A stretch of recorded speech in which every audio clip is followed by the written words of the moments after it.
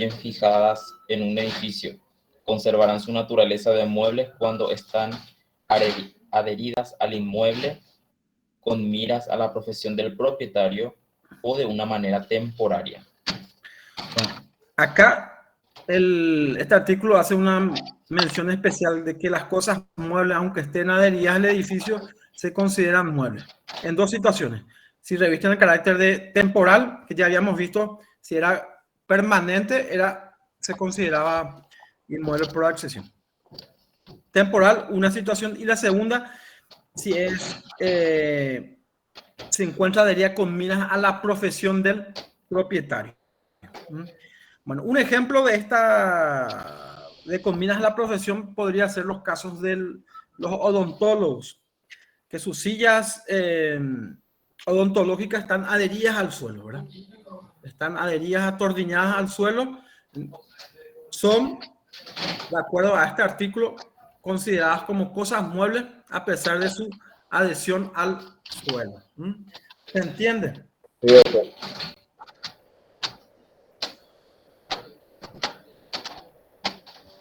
Tu micrófono.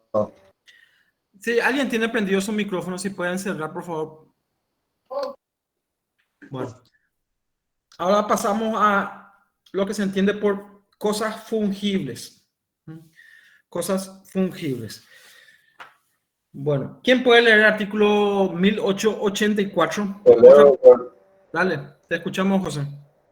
Son cosas fungibles aquellas en que una cosa equivale a otra de la misma especie y que pueden subsistirse unas por otras de la misma calidad y en igual cantidad. Bueno, no es subsistir, sustituirse. No, sustituirse, sí, perdón. Entonces, no, las cosas fungibles son aquellas que no hay inconveniente, ¿verdad? Si se perdió, se rompió, se consumió, se puede cambiar por otro de la misma calidad. No hay inconveniente por eso. Es lo que pasa con el billete. El billete. Cosa fungible. Bueno. Y el artículo siguiente, José, puede leer el 85, que habla de los consumibles. Sí, doctor, sin problema. Son cosas consumibles aquellas cuya existencia termina con el primer uso y las que terminan para quien deja de poseerlas, por no distinguirse en su individualidad.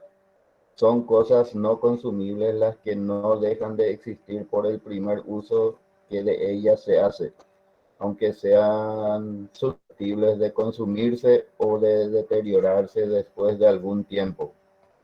Bueno, también creo que no hay mucha duda respecto a lo que se entiende por cosas consumibles y no consumibles, ¿verdad?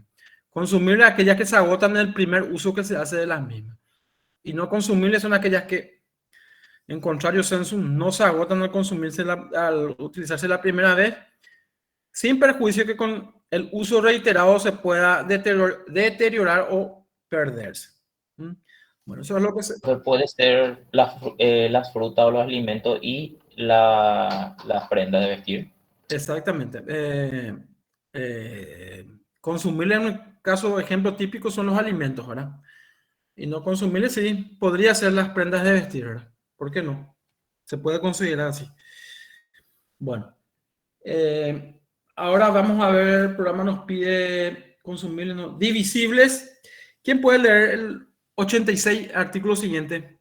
Yo, profe. Te leo. Bueno, vamos a darle la oportunidad a Patricia. Sí, profesor. Dale, te escuchamos, Patricia, el 86. Artículo 1886. Son cosas divisibles aquellas que sin ser destruidas enteramente pueden ser divididas en porciones reales, cada una de las cuales forma un todo homogéneo y análogo tanto a las otras partes como a la cosa misma. Bueno, perfecto, se entiende. ¿Quién podría dar un ejemplo de cosas divisibles?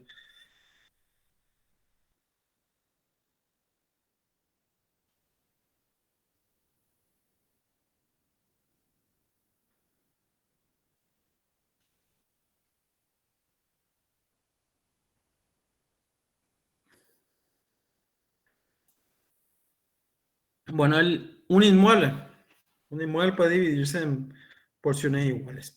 Bueno, ¿quién puede leer el artículo siguiente, que es el 87, que hace referencia a las cosas principales? Yo, doctor. Sí, te escuchamos. Artículo 1887. Son cosas principales las que pueden existir por sí mismas.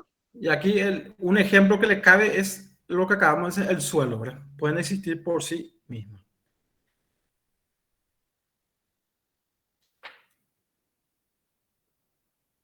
Profe, un ejemplo divisible serían entonces los terrenos y indivisible sería el tiempo y el dinero.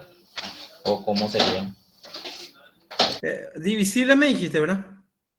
Sí, divisible podía ser un terreno, una Un terreno, propiedad, sí. ¿Y después qué me dijiste? eh, el tiempo ¿El tiempo? ¿Cómo es eso? y, o sea, yo lo que entiendo es que los bienes indivisibles, que son aquellas que no admiten una división cómoda, ya que en su caso de que sufran alguna alteración básicamente de su valor. Sí. O sea, ese es lo que, perdón, me confundí nomás, pero ¿qué ejemplo sería de eso, profe? Disculpame, ¿de divisibles me estás preguntando o de qué? Indivisible. Indivisible. Indivisible, por ejemplo, un ejemplo típico es el animal. A un caballo no le puede partir en tres partes iguales, ahora pues se va a morir. Gracias, profesor. Dale. Bueno, principales son las que pueden existir por sí mismas. Bueno. Y las accesorias. ¿Quién puede leer el artículo siguiente, el 88? Te leo, Permiso, doctor. profe. Sí. Bueno. Dale, te escuchamos, Natasha. Artículo 1888. Son cosas accesorias cuya existencia y naturaleza son determinadas por otra cosa, de la cual dependen o a la cual están adheridas. Perfecto. Y por último, para terminar esta lección primera, el programa nos pide cosas que están en el comercio y las que están fuera del comercio.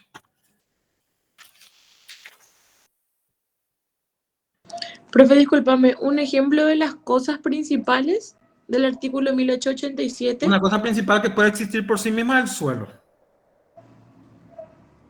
Perfecto, muchas gracias. Bueno, ¿quién puede leer 1896, las cosas que están en el comercio? ¿Qué se entiende por eso? Te leo, profe. Sí, adelante. 1896. Sí. Están en el comercio todas las cosas cuya enajenación no fuese expresamente prohibida o no dependiese de una autorización pública. Bueno, es una norma de carácter general que dice, todo aquello que no está prohibido o depende de una autorización pública está en el comercio. Por una cuestión de descartes. Todo lo que no está prohibido o no depende de una autorización pública está en el comercio. Eso es lo que consagra este artículo. Bueno, ¿y qué es lo que no está en el comercio? ¿Quién puede leer el artículo siguiente, el 97? Te leo, doctor. Adelante.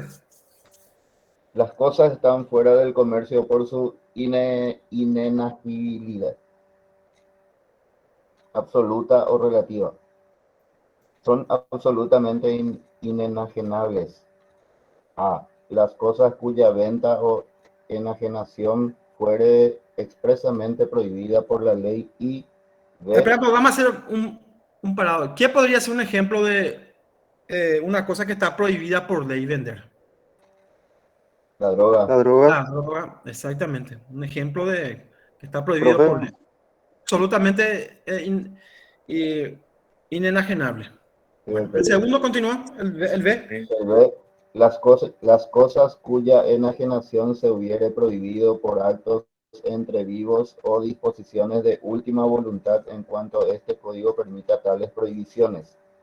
Son relativamente inenajenables las que necesitan una autorización previa para su enajenación. Bueno, el B, que es absolutamente inenajenable, son los casos, por ejemplo, que se suele dar en los casos de compra-venta de inmuebles, ¿verdad? Donde el vendedor le prohíbe al comprador venderle a determinada persona. No está prohibido por ley, entonces es un ejemplo que es aplicable. En los casos de inenajenabilidad absoluta. Y en cuanto a la relativa, la última parte, el último párrafo de ese artículo decía que son las que necesitan una autorización previa para su venta. ¿Cuál sería un ejemplo de autorización previa para su venta? los inmuebles de la gente que están incapacitados para ejercer sus propios bienes, puede ser. Los que tienen curador, Exactamente. bueno, podría ser, pero un ejemplo así típico es los bienes del dominio privado de, de las municipalidades, ¿verdad? Que pueden ser vendidos, pero tiene que salir una ley de desafectación que le autorice. No está Terrenos prohibido, municipales, por pero- ejemplo, profesor. Sí, pero del dominio privado. Hacemos la aclaración, del dominio privado. Tiene que hacer una ley de desafectación y ahí el municipio puede vender. Se dan los casos de gente que hace mucho tiempo están ocupando terrenos municipales, ¿verdad? Entonces se hacen los trámites pertinentes en el Congreso, sale la ley de desafectación y el municipio tiene la vía expedita para la venta al particular. Bueno, ese es un caso de inajenabilidad relativa. Está supeditada a una autorización. Bueno, entonces con esto concluimos esta lección primera que básicamente nos refiere a la gran división de las cosas en cosas muebles e inmuebles. Y posteriormente entramos a la diferentes clasificación de los inmuebles, ¿eh? De acuerdo a la naturaleza, accesión, destinación y su carácter representativo. Y después vimos la naturaleza de algunas cosas, ¿verdad? Fungibles, no fungibles, consumibles, principales y aquellas que están fuera, dentro y fuera del comercio. ¿Alguna pregunta con referencia a esta lección? Y así, si no tienen consulta, pasamos a la siguiente lección, que es la 2. Profe, Sí. ¿qué tal? En cuanto al inciso A del artículo 1897, nomás te quería preguntar. 1897, el inciso A. Sí, así mismo. Viste que la bebida alcohólica, por ejemplo, está expresamente prohibida a menores de 18 años. ¿Eso cuenta también como, entra también en ese inciso o tiene un apartado Sí, así especial? mismo. Por disposición de ley no se le puede vender a menores de 18 años, ¿sí? Se puede O considerar sea, también. ya, ok. Perfecto. Profe, ¿no es muy subjetivo la definición de valor que da el Código Civil? ¿Qué artículo o a qué te estás refiriendo? El artículo 1872 dice: los objetos corporales susceptibles de tener un valor. Sí. Para mí puede tener un valor un objeto, pero para otra persona puede ser una porquería, no servir para nada. No, pero cuando se habla de valor, se habla del valor económico, que es susceptible de una apreciación pecuniaria. Sí, la misma cosa. Para mí puede tener un cierto valor económico, para otra persona no puede valer nada. Y bueno, ahí está bueno, sí, puede ser. En cualquiera de los casos, bueno, si va a haber una contienda o litigio judicial al efecto de precisar algún tipo de reclamo. ¿Sí? Para vos a lo mejor vale, para otra persona no vale. Y bueno, ahí va a tener que dirimir un juez la cuestión. Profe, yo tengo una duda. Sí. El artículo 897, también inciso A, ¿verdad? Nuestra legislación reconoce ya cuando una persona llega a partir de los 18 años, ¿verdad? Son mayores de edad, ¿verdad? Sí. ¿Y cómo entonces es posible que si una persona cumple mayoría de edad y no va a poder adquirir un de bebida alcohólica? Pregunto. No, pero espera un poquito. Lo que está prohibido es, por disposición de ley, la venta a menores de 18 años. Mm.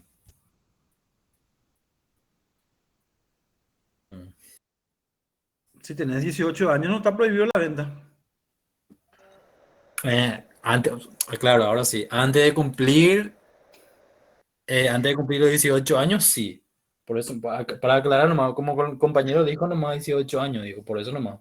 Me quedé No, precisamos. A los 18 años ya ese es mayor de edad, ¿verdad?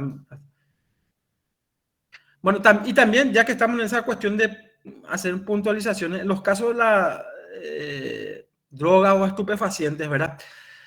Ya está aprobado la venta con finalidades terapéuticas, por ejemplo, en nuestro país, de la marihuana. Con todas las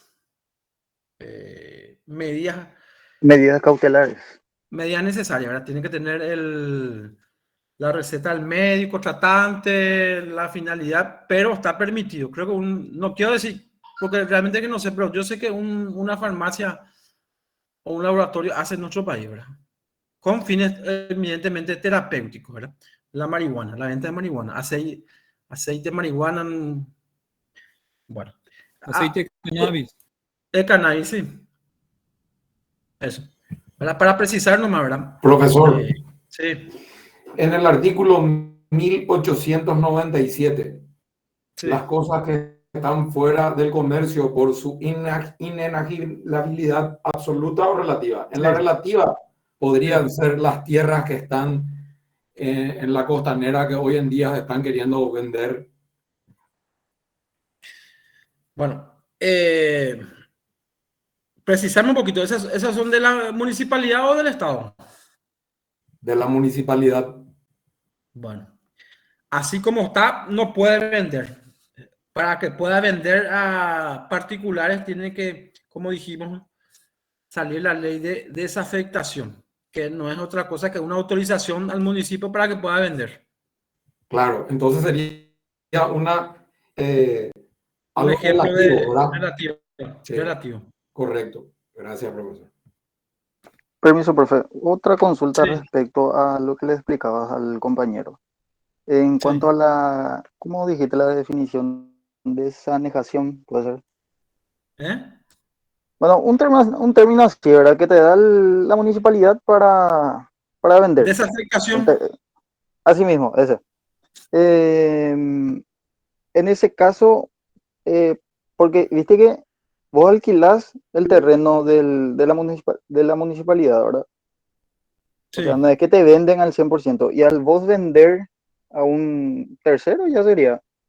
Eso sería ya prácticamente una venta de parte de la municipalidad hacia vos, ¿verdad? Así mismo. O sería tipo un traspaso nomás. No, es una venta. Ya. Ok. Gracias, profe. Bueno, perfecto. Bueno, pasamos entonces a la lección siguiente, que es la lección 2, que son los bienes en relación a las personas a quienes pertenecen.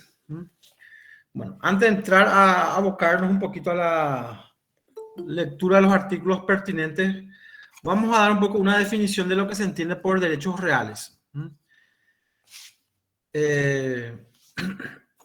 momentito acá. Bueno, para la clase siguiente les prometo vamos a ir perfeccionando el Google, así que tolérenme por ser la primera clase. Bueno, decíamos, ¿qué se entiende por derecho real? Bueno, primero que nada es un derecho absoluto que tiene un contenido eminentemente patrimonial, que contiene normas de orden público, que establecen una relación entre una persona y una cosa. Una relación que, previa publicidad, obliga a la sociedad o a los terceros a abstenerse a realizar cualquier acto contrario al uso y goce de ese derecho real. Bueno, vamos a hacer la respectiva traducción del concepto. Bueno, es un derecho absoluto. El dominio es absoluto con algunas limitaciones. De contenido patrimonial, porque tiene que ver justamente con el primer artículo que dimos lectura, que las cosas tienen que tener o tienen que ser susceptibles de valor para que sea jurídicamente relevante, porque si no tiene valor, no es jurídicamente relevante. Son normas de orden público y que regulan la relación de una persona con una cosa. Y acá viene lo importante. Cuando en el concepto decía previa publicidad, ¿qué quiere decir eso? Que debe de estar inscrito en los registros públicos. Si vos sos propietario de un inmueble tenés que necesariamente inscribir en los registros públicos tu titularidad. ¿Para qué? Para que pueda ser oponible a terceros. Y justamente la inscripción o publicidad es lo que determina que esos terceros se abstengan a realizar cualquier acto contrario al uso y goce del derecho real. ¿Se entiende? Sí, doctor. Bueno, perfecto. Bueno, en cuanto a las características, sí, rápidamente vamos a señalar. Como habíamos dicho, un derecho absoluto, con ciertas limitaciones que vamos a ver más adelante. Es un contenido eminentemente patrimonial. Regula la relación o vínculo entre una persona y una cosa. Tiene efecto erga omnes. ¿Qué quiere decir? Que una vez inscrito es oponible a todos, a los terceros. Y se rige por el principio de legalidad. ¿Por qué? Vamos adelantando un poquito, pero les digo. De legalidad, ¿por qué? Porque los derechos reales, de acuerdo a nuestro sistema, solamente pueden ser creados por ley. Los derechos reales en nuestro país solamente pueden ser creados por ley. Bueno, ahora sí pasamos un poquito a adentrarnos un poco a lo que es esta lección segunda. No es largo, es bastante cortita y habla de los bienes en relación a las personas a quienes pertenecen. Bueno. Así entramos en el capítulo segundo. ¿Quién puede leer el artículo 1898 del Código Civil? Permiso, profe, te leo. Sí, adelante. Artículo 1898. Son bienes del dominio público del Estado. A. Las bahías, puertos y ancladeros. B. Los ríos y todas las aguas que corren por sus cauces naturales y estos mismos cauces. C. Las playas de los ríos, entendidas por playas las extensiones de tierra que las aguas bañan y desocupan en las crecidas ordinarias y no en ocasiones extraordinarias. D. Los lagos navegables y sus alveos. Y E. Los caminos, canales, puentes y todas las obras públicas construidas para utilidad común de los habitantes. Los bienes del dominio público del Estado son inalienables, imprescriptibles e inembargables. Bueno. Ahí en ese artículo de 1898, entonces está enunciado los bienes del dominio público del Estado. ¿Qué quiere decir eso? Que está disponibilidad del uso y goce de todos los habitantes. El último párrafo del artículo es importante porque ahí nos resume cuáles son las características de los bienes del dominio, los bienes del Estado, ¿verdad? Que son imprescriptibles, inalienables e inembargables. Bueno, si yo les digo inalienable, ¿qué quiere decir eso? Invendible sería que no se puede vender así mismo. Sí. Camilo, tu micrófono, por favor. Sí, alguien tiene prendido, por favor, si puede. Cuando les digo que es imprescriptible, ¿qué quiere decir eso? ¿Perdón, profe? Cuando digo que es la característica de imprescriptible, ¿qué quiere decir? ¿A qué alude eso? Que perdure en el tiempo. Me hablaron todos juntos. A ver, Carmen, ¿vos me hablaste? No. Profe, que perdura en el tiempo. Algo que no se puede perder, profe. No. ¿Alguien más? Profesor, ¿no pierde vigencia o validez? No. Eso. No. ¿Alguien más? Que no Prescribir no se trata de vencimiento, que no vence, que no caduca. No. Vamos a hacer la aclaración. Bueno, el término o la característica de imprescriptible quiere decir, esto también se aplica a los bienes del municipio, que no se puede adquirir el inmueble por el transcurso del tiempo, que es la prescripción o la usucapión. Vos podés estar 50 años en un terreno del Estado o municipal y no vas a poder adquirir por prescripción. Al contrario, lo que ocurre con un inmueble particular que a los 20 años se puede adquirir por usucapión. Eso quiere decir imprescriptible. Lo que yo me di cuenta que ustedes confundieron la imprescriptibilidad con una figura que también, que es la prescripción, que es el vencimiento del plazo para ejercer un derecho, ¿verdad? Que en obligaciones van a ver, ¿verdad? Vale la redundancia que sí, se puede considerar, podría prestarse a confusión imprescriptible, que no prescribe, que se puede ejercer en cualquier momento. Por ejemplo, la acción reivindicatoria, que es un derecho, que es una acción real, es imprescriptible, quiere decir que vos podés ejercer en cualquier momento. Pero la característica al cual estamos haciendo referencia de los bienes del Estado, en la imprescriptibilidad, lo que alude es a que no se puede adquirir el dominio por el transcurso del tiempo. No sé si quedó claro eso. Profesor, eso se refiere solamente a bienes del Estado, ¿verdad? No a bienes de la municipalidad, ¿verdad? También los bienes de la municipalidad. Bueno, poder adquirir por prescripción o por usucapión. Por usucapión es el término más utilizado, más común, ¿verdad? Que o sea que las seccionales coloradas nunca pueden tener un título, entonces. Y si son municipales no van a poder tener. Por eso siempre van a escuchar. Las seccionales coloradas, ¿hace cuántos años que están ahí? Más de 40 años. ¿Y por qué siempre se le reclama al intendente que suba? Nomás la prensa le reclama recuperar los inmuebles. Espacio público. Sí.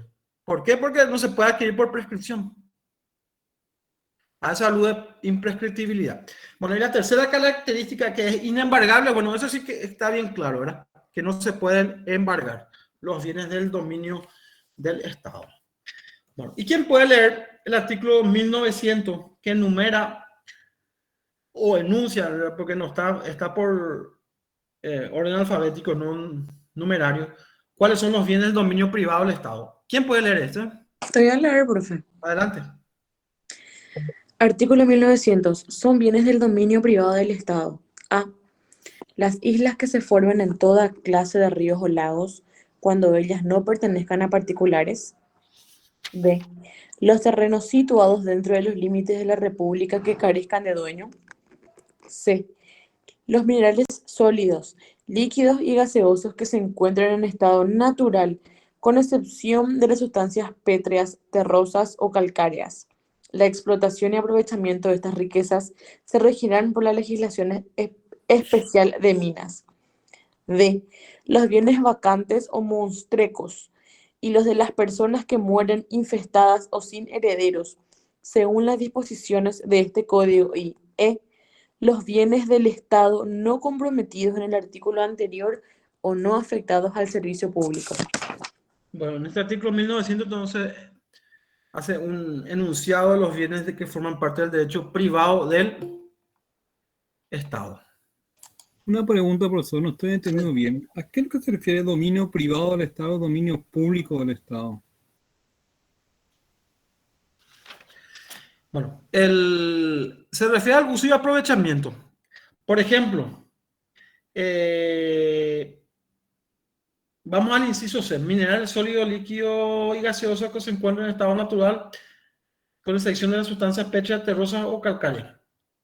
La explotación y aprovechamiento de estas riquezas se regirán por la legislación especial de minas. Por ejemplo, para la explotación, vamos a suponer que en Paraguay hay petróleo. Sale la concesión de la prospección y explotación del petróleo, ¿verdad? Eso no está destinado a que beneficie a todos los habitantes, ¿verdad? Es el que tiene el permiso. En cambio, el caso del famoso oro en Paso Yobay, ¿a quién le pertenece entonces eso? Es del Estado. Hasta donde yo sé, una empresa canadiense tiene la explotación. O sea que si yo me voy a quitar oro, no va a ser mío, va a ser de esa empresa. Claro. Por eso, ¿cómo no entendí tu ejemplo? O sea que si yo me voy a quitar oro, no va a ser mío, sino que va a ser de esa empresa. Y esa empresa paga tanto por ciento al Estado. O sea, todo lo que hay bajo tierra le pertenece al Estado o algo así. Bueno, para aclarar, vamos a leer otra vez el inciso C. Minerales sólidos, líquidos y gaseosos que se encuentren en estado natural. Todo eso forma parte del dominio privado del Estado, con excepción de las sustancias pétreas, terrosas o calcáreas. Estas son las canteras, ¿verdad? Con excepción de esas. Esas sí pueden explotar, de propiedad del titular del inmueble. Todo lo otro necesita una autorización especial para su explotación. Y yendo al ejemplo que vos dijiste, si te vas a quitar oro y si te vas a quitar del inmueble en donde se le otorgó la concesión a la empresa, te pueden reclamar que vos hagas la devolución o restitución de lo que quitaste. Gracias, profe. Bueno, ahora nos vamos a los bienes municipales. Básicamente también se dividen dominio público y privado municipal. ¿Quién puede leer 1903? Te leo, doctor.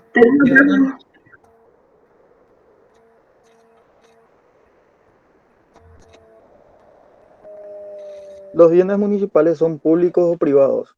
Bienes públicos municipales son los que cada municipio ha destinado al uso y goce de todos sus habitantes. Bienes privados municipales son los demás respecto de los cuales cada municipio ejerce dominio, sin estar destinados a dicho uso y goce.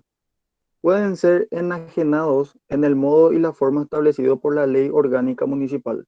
Bueno, perfecto. Ahí está también, ¿verdad? Los bienes municipales pueden ser del dominio público y privado. Público cuando el uso está destinado a todos los ciudadanos o habitantes, ¿verdad?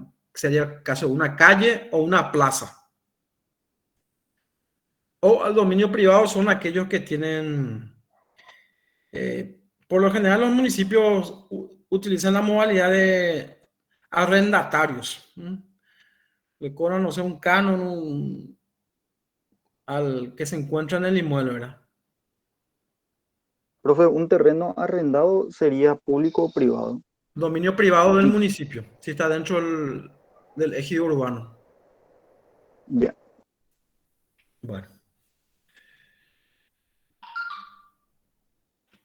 Bueno, el artículo 1904 les leo y dice, para reforzar lo que señalamos anteriormente, los inmuebles del dominio privado del Estado y de propiedad pública o privada de las municipalidades no pueden adquirirse por prescripción. Entonces, concordante con ese artículo 1900, última parte, ¿verdad? Que hacía referencia a las características de los bienes del dominio público del Estado. Profe, sí. ¿Qué era que dijiste que significaba prescripción? Que no se pueda adquirir por usucapión. Hablando así directamente para que se pueda entender. Y la usucapión, así rápidamente les adelanto el concepto, vamos a ver más adelante, es un modo de adquirir el dominio en este caso de lo que estamos hablando, de inmuebles, por la posesión por el transcurso del plazo previsto en la ley. Ok, gracias, profe. Bueno, también el programa nos pide bienes de la Iglesia Católica. ¿Quién puede leer el 1905? Te leo, doctor. Sí, adelante. Pertenecen a la Iglesia Católica y sus respectivas parroquias, los templos, lugares píos o religiosos, cosas sagradas y bienes temporales, muebles o inmuebles afectados al servicio del culto. Su enajenación está sujeta a las leyes especiales sobre la materia. Punto. Vamos a hacer un poco. ¿Cuál es la ley especial sobre la materia para los casos de la Iglesia Católica? Uy, profe. Derecho canónico. El derecho canónico, exactamente. Bueno, ¿puede el segundo párrafo? Sí. Los templos y bienes de las comunidades religiosas no católicas corresponden a las respectivas corporaciones y pueden ser enajenados en conformidad a sus estatutos. Bueno, las demás templos y bienes de otras comunidades religiosas, entonces se rigen por sus estatutos. Eso es lo que consagra este artículo 1905.